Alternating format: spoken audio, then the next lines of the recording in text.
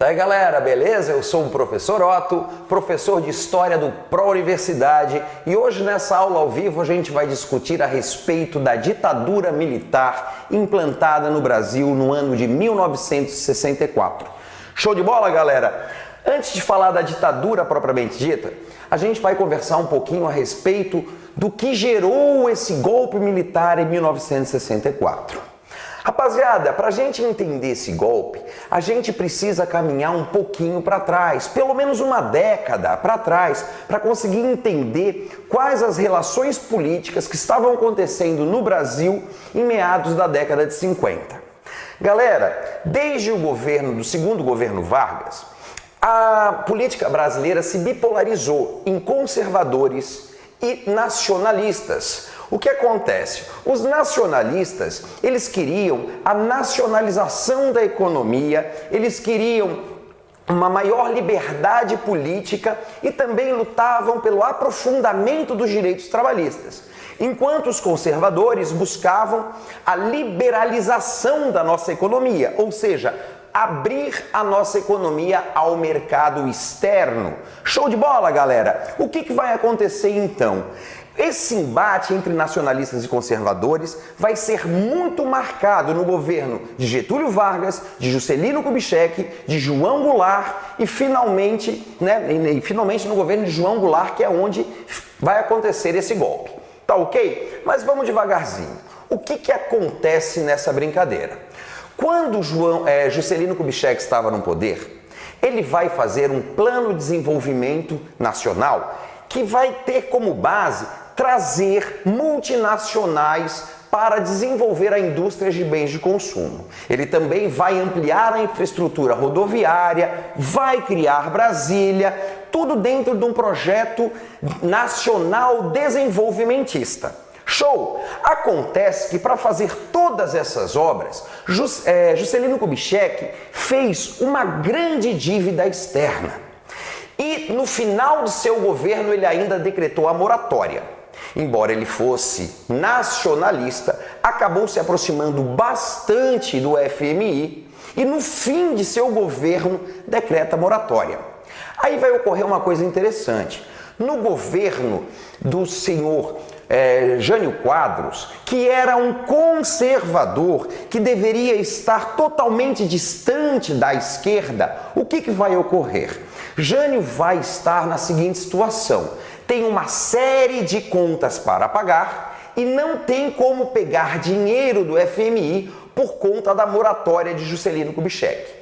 Então, qual será a saída adotada por Jânio Quadros? Ele vai buscar recursos financeiros com o bloco soviético. Ele vai tentar buscar recursos com a União Soviética. Rapaziada, vocês já pararam para pensar em que contexto está se dando esse período entre 50 e 60? É o contexto da Guerra Fria, né? Mundo bipolarizado entre capitalistas e socialistas. O FMI representa o mundo capitalista, o bloco capitalista, e emprestava dinheiro para o Brasil até o governo de JK. Como Jânio não teve condição de continuar pegando dinheiro com o FMI, ele vai então se aproximar com o bloco socialista, fazendo com que a direita conservadora do Brasil arrepiasse os cabelos, achando que o Brasil começava a arrumar em direção ao socialismo, em direção a uma nova Cuba ou coisas do gênero. Bem, Jânio vai fazer uma série de medidas impopulares, como vai fazer, por exemplo, a diminuição do crédito, vai restringir o crédito, que no governo JK, né, a gente entrou realmente numa sociedade de consumo, consumiu muita coisa, houve facilitamento de crédito, todo mundo comprava aquelas maravilhas que estavam chegando no Brasil a partir das multinacionais. Isso tudo, essa onda consumista que ocorreu no governo de JK, simplesmente foi barrada por Jânio por falta de recursos. Então ele tem algumas medidas impopulares que vai fazendo com que ele seja visto como um presidente não muito legal e ainda se aproxima do bloco soviético para conseguir dinheiro. E aí ele meio que se perde da curva. Olha só o que o cara faz. Logo depois da Revolução Cubana, que ocorreu em 59, Em 61, Jânio chama para cá quem? Fidel Castro e Che Guevara, para homenageá-los. Com certeza, rapaziada, quando o governo americano vê isso, começa a ficar apavorado. Mas, de fato, quando o golpe começa a se desenhar claramente, quando Jânio renuncia, porque assim, a renúncia de Jânio tem que ser analisada não simplesmente como um ato de um homem desesperado. Pode ser analisado como o ato de um homem que teve um lapso de inteligência. Porque o que ele esperava? Como foi essa renúncia de Jânio Quadros? Ele fez o seguinte: quem era o vice dele? Um camarada chamado João Goulart, que era nacionalista. E Jânio era um conservador da UDN. Show? Então o que Jânio vai fazer? Manda João Goulart negociar com a China e renuncia. Qual era a ideia de Jânio ao fazer isso, gente? Era como se Jânio estivesse dizendo para a população: olha só, galera, quem está se aproximando de fato com o comunismo não sou eu. Quem está se aproximando de fato do comunismo é o João Goulart. E renuncia, dizendo que forças terríveis o impediam de governar. Rapaziada, o que vai acontecer? Os militares, que já estavam tentando dar golpe desde o governo de Getúlio Vargas, estavam querendo tomar o poder, né? Tentaram de novo, depois do suicídio dele. O que vai acontecer? Esses militares e esses conservadores vão proibir que João Goulart retorne ao Brasil. E então esse retorno dele ao Brasil é bastante complicado. Ele vai sair da China para o Uruguai, vai entrar pelo Rio Grande do Sul com o apoio de Brizola, mas, de fato, os militares não aceitavam ele como presidente. Então, Leonel Brizola, o governador do Rio Grande do Sul, amigo pessoal de João Goulart, e um outro cara muito conhecido chamado Tancredo Neves, vão criar a União pela Legalidade. E vão fazer uma proposta de emenda parlamentar. Ou seja, vão virar para os militares e vão fazer um acordo. Nem Jango, nem golpe. O que eles fazem? Eles fazem uma emenda que vai fazer com que o Brasil, entre os anos de 61 e 63, se torne uma república parlamentarista. E quem teria o controle do poder executivo não seria o presidente. Seria quem? O primeiro-ministro. Então, de fato, entre 61 e 63, nós temos Jango, o João Goulart, na presidência, mas quem manda é o primeiro-ministro. Acontece que em 63 ocorre um plebiscito e a população, em massa, opta pelo presidencialismo, devolvendo o poder a João Goulart. É a partir daí que a gente vai entrar nesse slide, galera.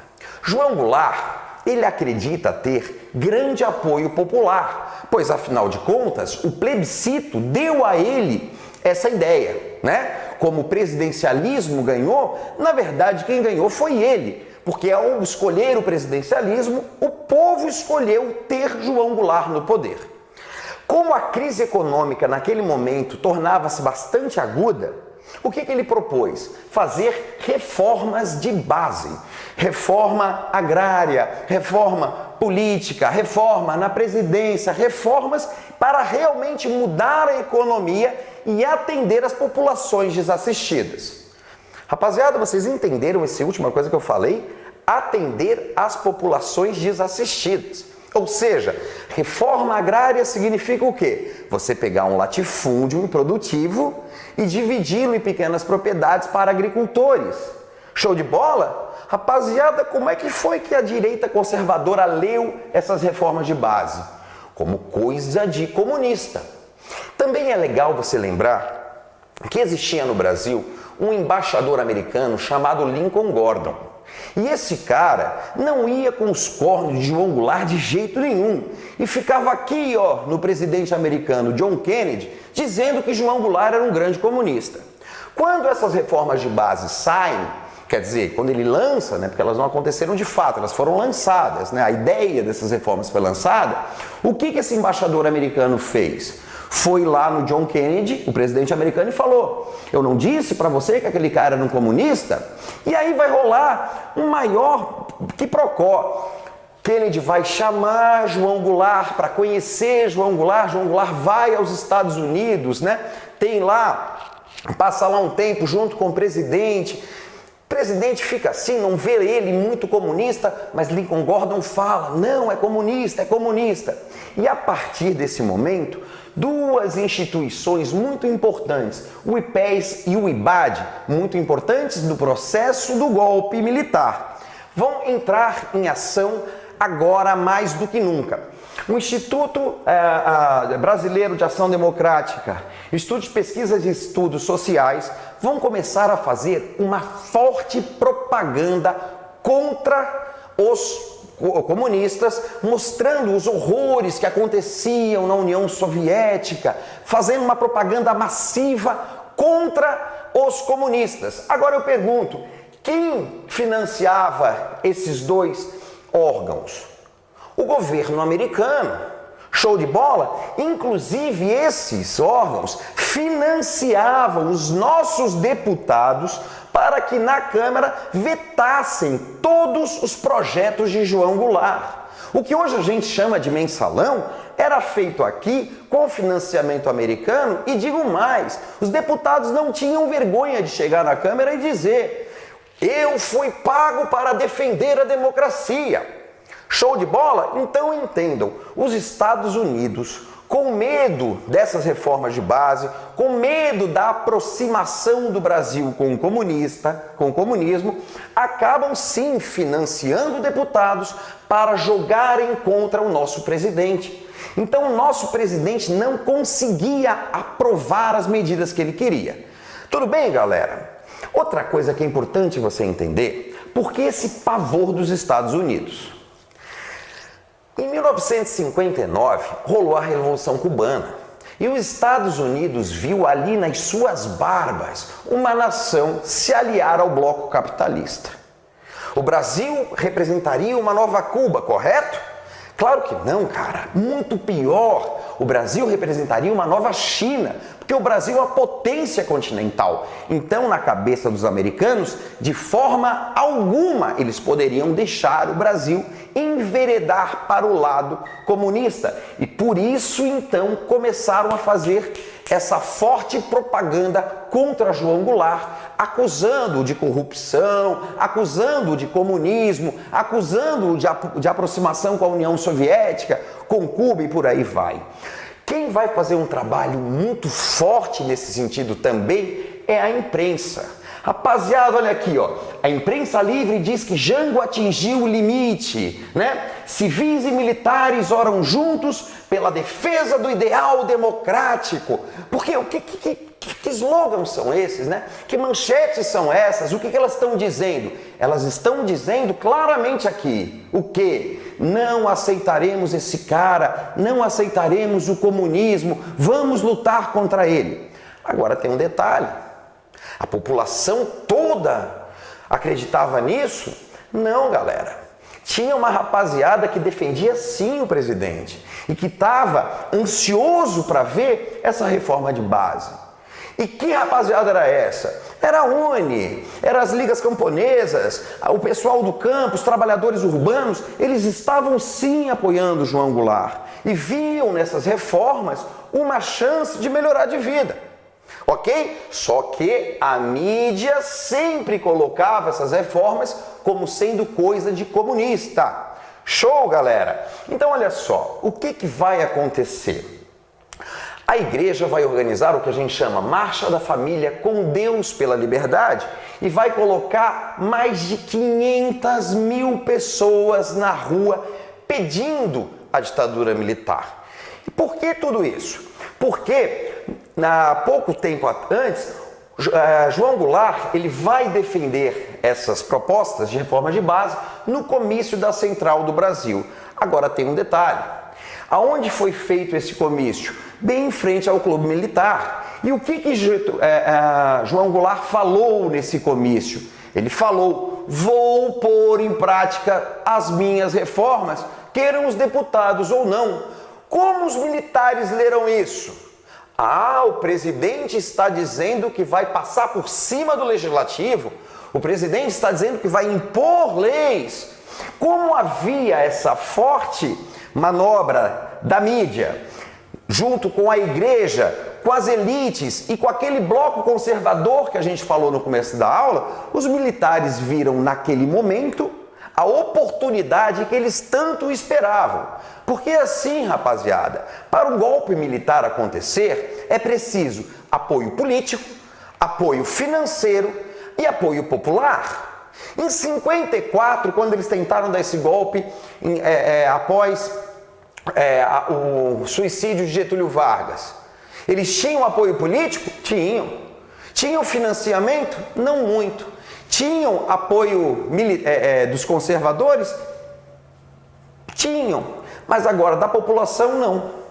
E o que vai acontecer? Em 61, assim que Jânio renuncia, eles têm apoio político? Tem.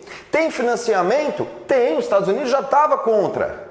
Agora faltava o quê? O apoio popular. E quando ele vai conseguir essas três coisas? A partir da Marcha da Família com Deus pela Liberdade.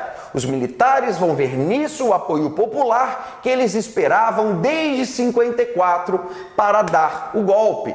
E assim, na madrugada do dia 31 de março para o dia 1º de abril, os militares tomam a capital e tiram João Goulart do poder.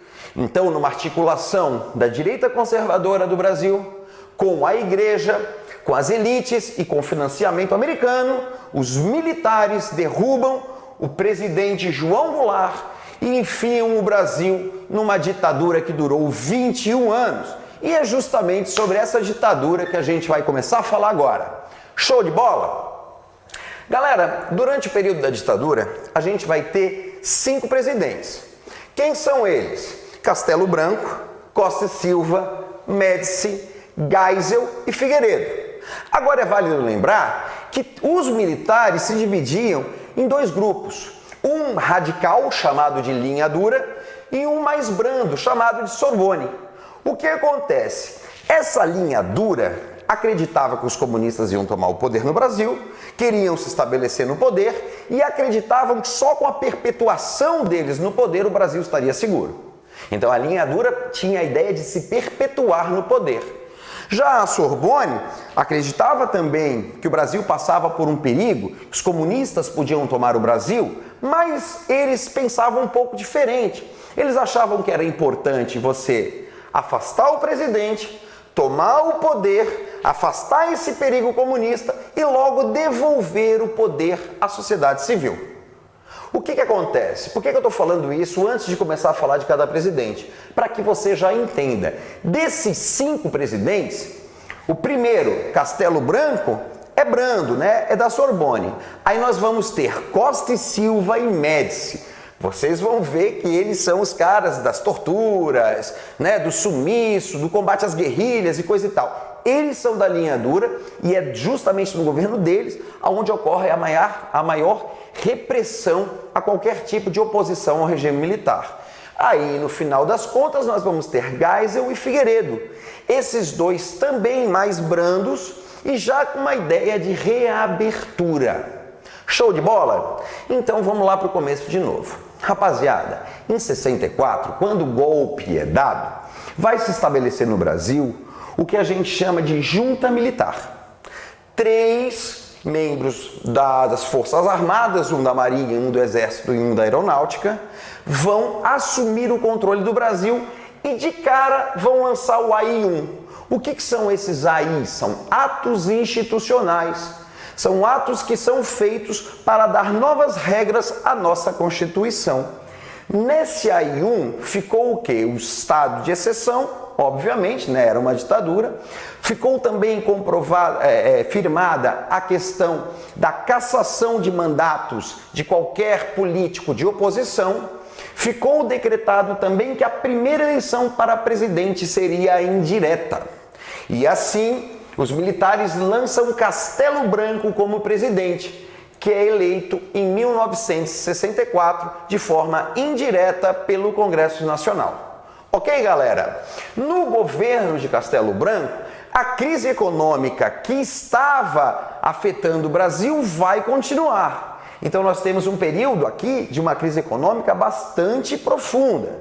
Show de bola? Mas o que mais chama atenção não são as questões econômicas, e sim as alterações na Constituição realizadas pelos sucessivos atos institucionais realizados pelo nosso presidente Castelo Branco.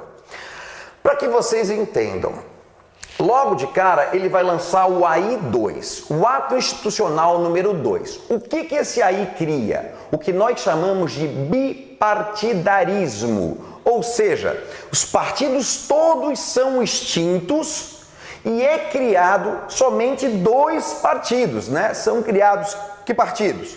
O MDB, o Movimento Democrático Nacional, e a Arena. A Arena é o partido do governo, é o partido que diz sim para tudo que os militares propunham no Congresso. O MDB é o partido da oposição, é o partido que vai dizer o quê? Sim, também, né? Acho que sim, então vai lá, gurizão. Por quê? Rapaziada, lembra aqui que o AI-1 caça os deputados de oposição? Então, se você é de oposição e realmente se opõe, você é caçado. Então, você não vai ter um partido de oposição de fato. Você vai ter um partido de oposição na teoria. O MDB é um partido que dentro do início aqui da ditadura militar vai fazer uma oposição de bancada. Não vai fazer uma oposição de fato. Vai se dizer oposição à Arena. Porém, vai sim seguir as regras direitinho e vai fazer o que os militares querem, porque também era essa a única opção que os restava. Agora, que você entenda, o MDB juntou um mar de político bom de voto, como o próprio João Goulart, JK, Jânio, o próprio Carlos Lacerda, que incentivou esse golpe e depois pensou melhor e se arrependeu, acabou entrando no MDB. E o que aconteceu então? Nas primeiras eleições para governador, a Arena vai tomar um pau do MDB. E então, o nosso presidente Castelo Branco lança o AI-3, que vai criar o que nós chamamos de prefeitos e governadores biônicos.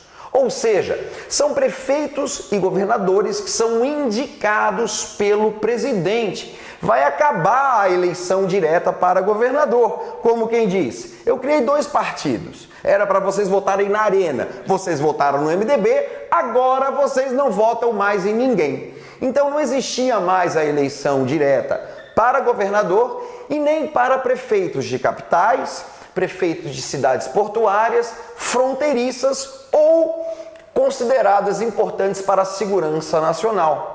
Aliás, falando em lei em segurança nacional, é bastante importante que você entenda também que os militares logo de cara vão lançar uma coisa chamada Lei de Segurança Nacional, que tudo que for contra o regime imposto pelos militares vai ser considerado subversão, vai ser enquadrado na Lei de Segurança Nacional e vai resultar em prisão para quem cometeu o ato de infração à lei, segundo os militares. Então essa Lei de Segurança Nacional, que vai ser posta aqui pelos militares, é quem vai assegurar aos militares um total controle de tudo, de todos os movimentos que vão ocorrer contra essa ditadura durante o período militar. Show de bola? Bem, então a gente viu que o AI-1 criou essa questão da eleição indireta para presidente, caçou parlamentar, o AI-2 criou o bipartidarismo, o AI-3 acabou com as eleições diretas para prefeitos e governadores, ou seja, eles já tinham esculhambado a Constituição de 1946 até não poder mais. Então o que eles fizeram? Lançaram logo o AI-4. O que é o AI-4? É o AI que vai lançar a Constituição de 1967, a Constituição que vai legitimar a ditadura. Agora, todas essas questões levantadas pelos militares vão ser postas na Constituição e se tornarão legais. Maravilha, galera? Então essas são as principais características do governo Castelo Branco. Você pode perceber aqui que eu não falei enquanto eu estou falando dele, eu não disse a respeito de movimentos sociais, de oposição, de guerrilha, porque de fato, nos primeiros anos da ditadura, e lembrando que ele vai ficar no poder de 64 a 67, os primeiros anos da ditadura não vai haver uma oposição muito forte a esses militares. Então aqui, nesse governo, essa é uma coisa que não se destaca, já completamente diferente do que vai acontecer no governo do general Linha Dura Costa e Silva. É nesse governo, que vai de 67 a 69, que começa efetivamente o movimento de oposição à ditadura militar. Mas entendam, esse movimento de oposição, ele não vai nascer como uma oposição direta à falta de liberdade, não vai nascer como um movimento direto contra os militares, o governo militar. Quando eu coloco aqui movimento operário, sabe o que estava acontecendo? O Brasil estava numa baita de uma crise econômica e os operários começaram a fazer greves. Greves por quê? Porque eles queriam um aumento de salário. Isso acontece em governo ditatorial, isso acontece em governo democrático, isso acontece até hoje, o tempo todo. Os caras não fazem greve para pedir melhores condições de trabalho. Foi também exatamente isso que os caras fizeram. Foram lá e pediram essas melhores condições, aumento de salário e coisa e tal. O movimento estudantil já é um pouco diferente. O movimento estudantil já vai sim pedir um pouco de liberdade, coisas do gênero. E vai acontecer uma coisa no Rio de Janeiro bastante interessante. Os militares vão ordenar o fechamento do restaurante universitário do Rio de Janeiro, chamado de Calabouço. Acontece, galera, que muita gente depende, muitos estudantes dependem desse restaurante para conseguir se manter estudando na capital. O que vai acontecer? Os estudantes, então, vão fazer um movimento pedindo a reabertura, né, desse restaurante, a reabertura do calabouço. E vão entrar em choque com a polícia. E aqui vai morrer o primeiro estudante. Nessa manifestação, morre o primeiro estudante, ou seja, a primeira vítima da ditadura militar. Rapaziada, qual é a resposta dos militares ao início desse movimento contrário ao que eles queriam? O AI-5, o AI do vestibular, o AI do Enem, o AI mais importante. O que esse AI faz? Primeiro ponto, suspende o habeas corpus. O que seria a suspensão do habeas corpus? Você não tem mais o direito de responder a qualquer acusação em liberdade. Você é preso e aí vai responder. Eu já vou te explicar qual é o problema disso. E a outra coisa que o AI-5 faz, que chama bastante atenção, é o fechamento do Congresso Nacional. Bem, rapaziada, diante de tudo isso, a oposição vai começar a fazer uma resistência armada através do que nós chamamos de movimentos guerrilheiros, com destaque para a guerrilha do Araguaia, que recebia inclusive financiamento da União Soviética, o MR8, que vai sequestrar o embaixador americano. Então são vários grupos considerados terroristas pelos militares e chamados de guerrilheiros pela esquerda, que vão fazer uma resistência armada contra os militares. Aí você vai dizer, mas Otto, esses caras não assaltavam bancos? Assaltavam. Mas assaltavam bancos para quê? Para conseguir dinheiro, para comprar armas, para lutar contra a ditadura. Show de bola? Mas a galera, como eu falei para vocês, Costa e Silva é da linha dura. Ele não vai gostar muito desse negócio de grupo guerrilheiro, não. Então ele vai montar um aparato repressivo. Ele vai botar em prática um aparato repressivo imenso. Representado pelo SNI, pelo Serviço Nacional de Informação, pelo DOI-CODE, pelo DOPS, pela censura prévia. Agora os militares botam para quebrar, rapaziada. Aqui os militares começam efetivamente a fazer as torturas, a pegar todo mundo, a bater em todo mundo. A rapaziada começa a desaparecer, os ETs começam a abduzir um monte de gente, né? Já que os militares não assumem a morte deles, os ETs devem ter abduzido, porque o que começou a sumir de gente aqui foi uma grandiosidade. Rapaziada, entendam, muito importante aqui, lembra que eu falei que essa questão do habeas corpus era fundamental dentro desse processo? Porque o que acontece, cara? O cara vai lá na tua casa e te prende, sem te dar direito à defesa. Te enfia nos porões do doicode. Te amarra num pau de arara. Te tortura de tudo que é jeito. Rapaziada, você vai confessar que é a Cinderela. Você vai dizer que você é o coelhinho da Páscoa. Você vai dizer o que os caras quiserem que você diga, né, meu irmão? Obviamente, se não tem habeas corpus e o cara vai conseguir a tua confissão através de tortura, obviamente que eles vão dizer que todo mundo é culpado. Massa, galera. Agora, se Costa e Silva torturou e matou, ele é um escoteiro, porque o profissional nessa brincadeira foi Médici. Médici matou tanto que a gente costuma dizer que a partir do governo Médici vai acabar a ação guerrilheira. Porque os guerrilheiros desistiram de lutar contra?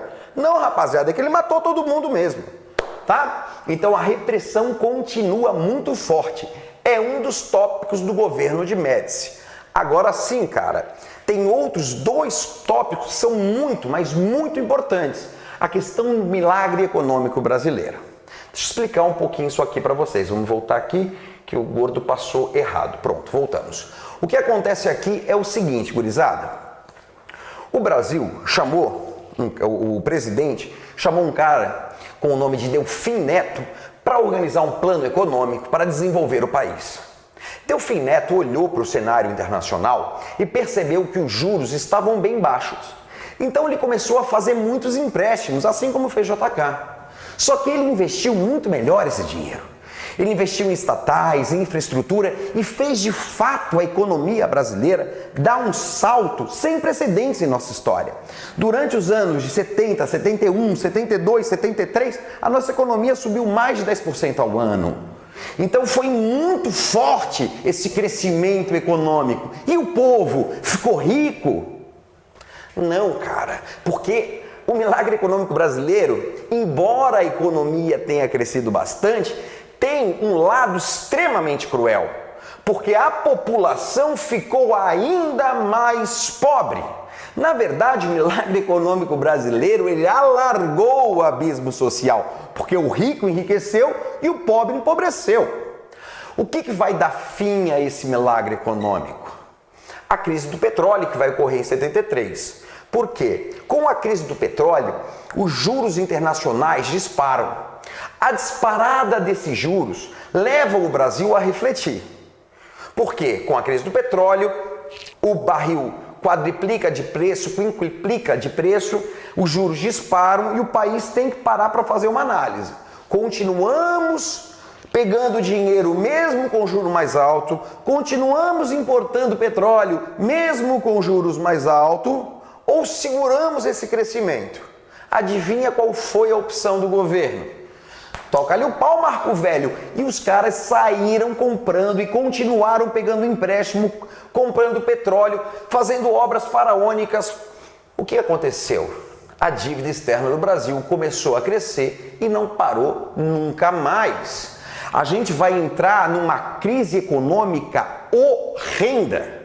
Se a década de 70 é marcada pelo milagre econômico, o resultado desse milagre econômico é a gente ter uma década de 80 conhecida como década perdida, com a inflação chegando à casa dos 2.000% no início da década de 90. Show de bola, galera? Outra coisa importantíssima é a propaganda demagógica que ele vai utilizar. Rapaziada, frases como Brasil, ame ou deixe, Brasil, esse país ninguém segura, musiquinhas, coisas do gênero, né? O Brasil sendo tricampeão, ganhando a taça Jules Rimet, ou seja, a impressão que se tinha é que a hora e a vez do Brasil havia chego através dessa propaganda toda. Então entendam, ele deixa o povo pobre, mas ele faz tanta propaganda que até o povo empobrecido acaba acreditando que está melhor. É muito louco, mas a mídia tem essa capacidade. E a gente vê a mídia manipulando o que quer que o povo pensa o tempo todo, né, rapaziada? Aqui não foi diferente. E lembrando a vocês, havia uma censura na imprensa muito grande. Então, de fato, os veículos de comunicação não tinham a liberdade para dizer o que de fato acontecia no país. Outro tópico extremamente importante que vai ocorrer aqui é a criação do Plano Condor, cara. O Plano Condor é o maior plano de terrorismo de Estado da história, cara. O que acontece? Com o financiamento americano, os países Brasil, Argentina, Uruguai, Paraguai e Chile, as 5 ditaduras que a gente vai ter aqui na América, vão se articular para perseguir os opositores. Então não adianta você fugir para país da América do Sul não, cara, que eles te catam lá e te matam lá mesmo. Então o Plano Condor é um plano que é financiado pela CIA, aonde essas ditaduras na América do Sul, todas elas financiadas pelos Estados Unidos com o mesmo propósito, né? Evitar uma aproximação com o comunismo, gerou o quê? Gerou uma perseguição imensa contra os opositores dos regimes ditatoriais na América do Sul. Bem, vencido Médici e com o fim do milagre econômico, quem passa a se colocar contra a ditadura militar? A elite. E a gente sabe, né, rapaziada? Se você tem o apoio da elite, você tem dinheiro. Se você não tem o apoio da elite, você não tem dinheiro e não há governo nesse país que se sustente sem o apoio da elite. Então vai começar um processo que a gente chama de reabertura lenta, gradual e segura. Lenta porque eles não tinham a ideia de entregar no outro dia o governo. Gradual e segura, segura para quem? Segura para os militares, que não queriam ser julgados pelas barbaridades que fizeram. Show? Bem, é interessante lembrar que o governo Geisel vai continuar fazendo todas as obras, né? Vai continuar fazendo, por exemplo, do governo de Geisel que sai a Itaipu, que é a maior hidrelétrica que a gente vai ter. Custou uma baba de dinheiro e você acha que esse dinheiro saiu da onde? De empréstimos, aumentando ainda mais a nossa dívida. Mas também é muito legal uma parada chamada pró-álcool. Não havia a crise do petróleo? Pois é, vendo essa crise, o Brasil desenvolveu o álcool combustível. E isso foi muito vantajoso para a gente na época. Também foi lançado a Lei Falcão, que vai impedir a propaganda política. Tá? Não vai ter mais, os candidatos eles não vão ter o direito de falar na televisão. Vai aparecer a foto, o número dele, o partido e pronto. O que isso acontece? Faz com que o candidato tenha que ter um contato direto para que ninguém possa mostrar as propostas e a oposição, na época que ganhava força, perder votos através da censura do discurso político. Outra coisa interessantíssima que vai ser lançada é o pacote de abril. O que acontece? A grande maioria das leis precisa de 2/3 para ser aprovada. As leis que são mais pesadas, né, que dizem respeito, por exemplo, o impeachment que está acontecendo agora. Sempre que a gente ouve, para aprovação do impeachment é necessário a maioria de 2/3. Então, para conseguir controlar de forma absoluta esse Congresso, o pacote de abril faz com que 1/3 dos senadores sejam biônicos, ou seja, sejam indicados. Então entenda, se o Congresso vai precisar de 2/3 para aprovar e 1/3 é feito por candidatos dos militares, nenhuma lei que vá prejudicar a ditadura será aprovada. Show de bola? E também, uma última coisa aqui do governo Geisel que eu quero conversar com vocês é a reação da linha dura. Porque por mais que essa reabertura tenha sido segura para os militares, Geisel é da linha branda. E o pessoal da linha dura não via com bons olhos a questão do fim da censura prévia, a questão de alguns direitos que tinham sido liberados pelos militares e começaram a fazer uma série de atentados para tentar culpar os comunistas e dar motivo, e ter motivo para voltar a fechar o regime, ok? Vamos então agora para o último presidente militar, que é o general João Batista Figueiredo. É interessantíssimo, os caras queriam mostrar, no final das contas, uma aproximação com o povo. E aí lançaram Figueiredo. João Batista Figueiredo, João, o presidente da conciliação. Só que o cara deixou escapar frases horríveis, como do tipo, prefiro o cheiro de esterco ao cheiro de polvo. Se um dia recebesse um salário mínimo, me daria um tiro na cabeça. Então, tudo que os militares queriam, que ele fosse popular, foi o que aconteceu ao contrário. Ele já começa o seu governo com uma popularidade bem fuleira. Agora é legal lembrar que é no governo dele que vai ocorrer a anistia. Anistia ampla, geral e irrestrita. Por que ampla, geral e irrestrita? Porque não é só anistiar perseguido político, não. É garantir que depois do fim da ditadura, essa anistia irrestrita garanta que nenhum torturador seja julgado. Inclusive, hoje, na Comissão da Verdade, a gente analisa esse tipo de coisa.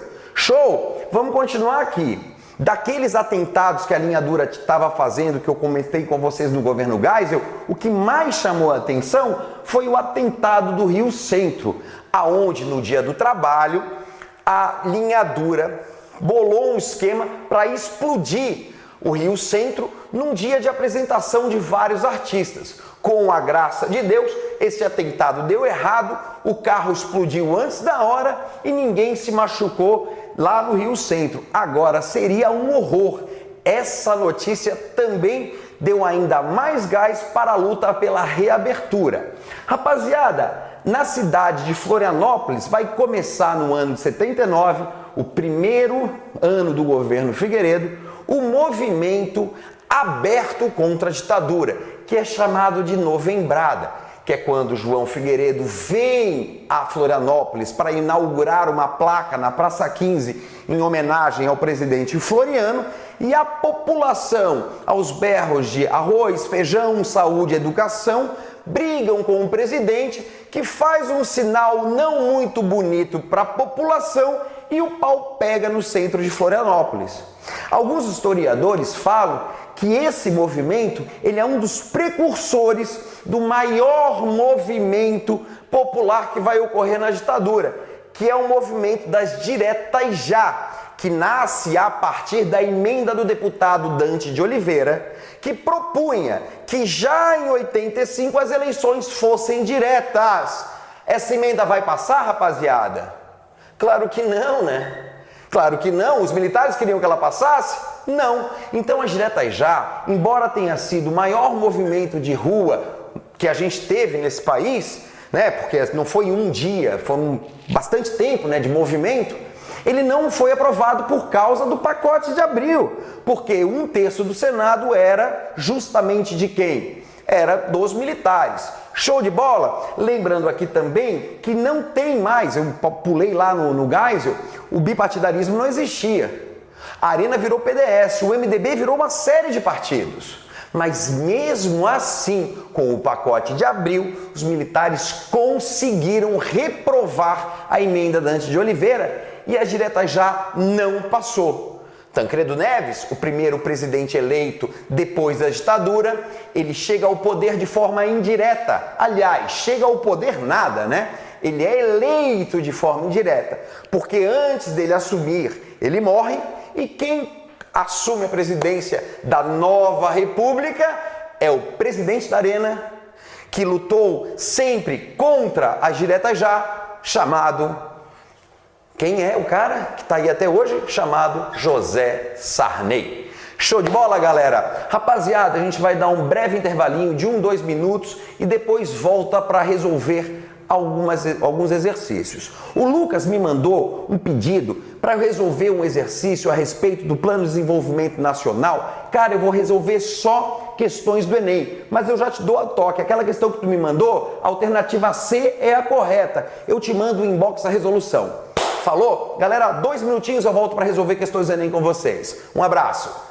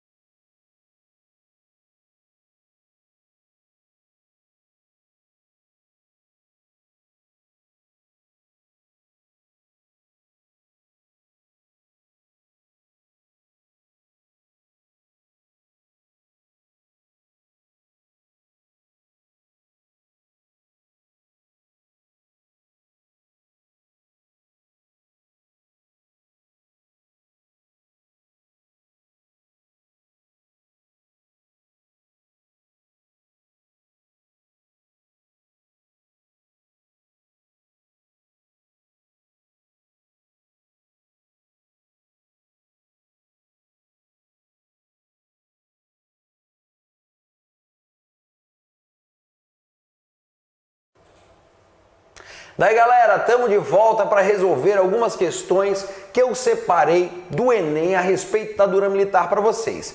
Vamos ler aqui então o texto do enunciado. Não é difícil entender o que ocorreu no Brasil nos anos imediatamente anteriores ao golpe militar de 64. A diminuição da oferta de empregos e a desvalorização dos salários provocadas pela inflação levaram a uma intensa mobilização política popular, marcada por sucessivas ondas grevistas de várias categorias profissionais, o que aprofundou as tensões sociais. Dessa vez, as classes trabalhadoras se recusaram a pagar o pato pelas sobras do modelo econômico juscelista. Rapaziada, aí vem a pergunta. Segundo o texto, os conflitos sociais no início dos anos 60 decorreram praticamente.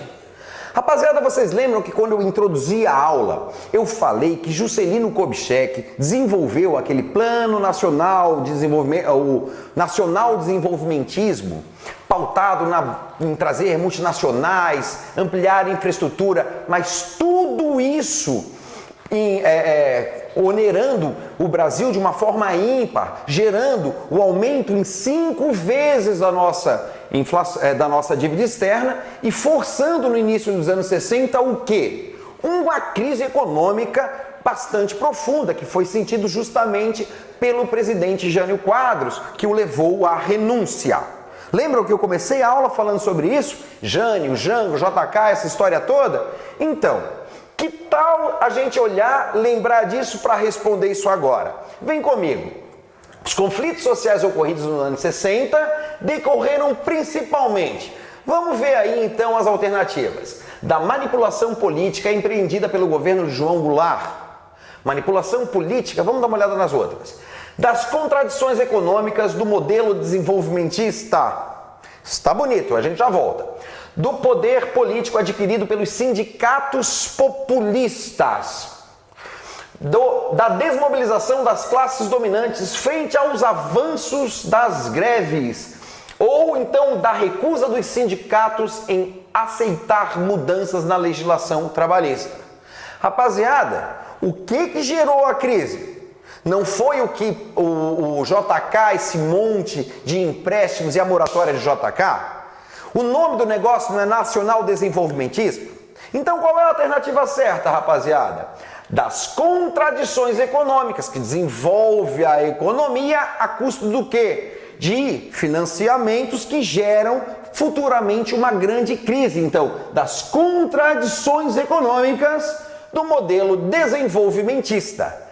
Show de bola? Então essa questão do Enem, a questão 33 do Enem 2010, traz isso e tem como resposta a letra B. Vamos dar agora uma olhada numa questão de 2011. Vamos ler o enunciado.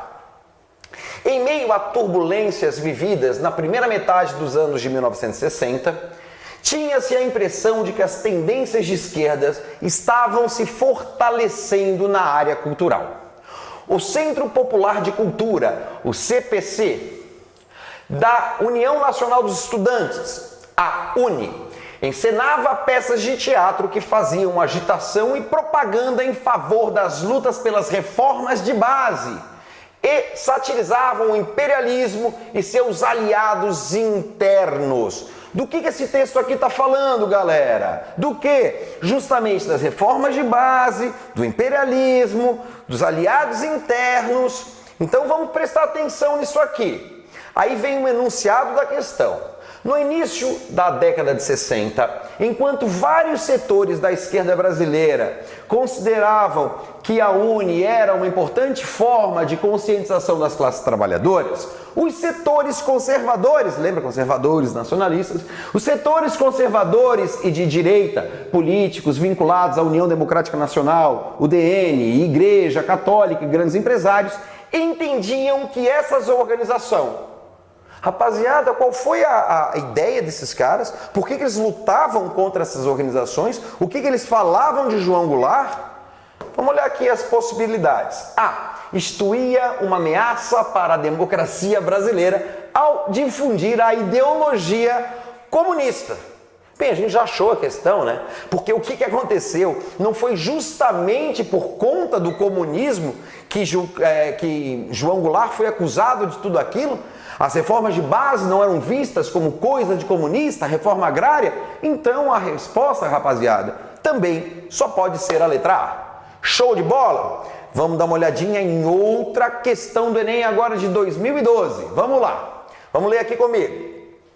Diante dessas inconsistências e de outras que ainda preocupavam a opinião pública, nós, jornalistas, estamos encaminhando este documento ao Sindicato dos Jornalistas Profissionais no Estado de São Paulo, para que entregue à Justiça, e da Justiça esperamos a realização de novas diligências capazes de levar à completa elucidação desses fatos e de outros que, porventura, vierem a ser levantados em nome da verdade. Rapaziada, do que a gente está falando aqui? Da morte do jornalista Vladimir Herzog, que ocorreu durante o governo de Geisel em 1975. Então, a morte do jornalista Geisel, ocorrida durante o regime militar em 75, levou a medidas como o abaixo-assinado que a gente acabou de ler, feito por profissionais da imprensa de São Paulo. A análise dessas medidas tomadas indica, rapaziada, vamos voltar um pouquinho aqui, vamos voltar, volta demônio, isso, não volta, volta, isso, volta. Olha aqui, completa elucidação desses fatos, tá lendo aqui comigo? Levar a completa elucidação desses fatos.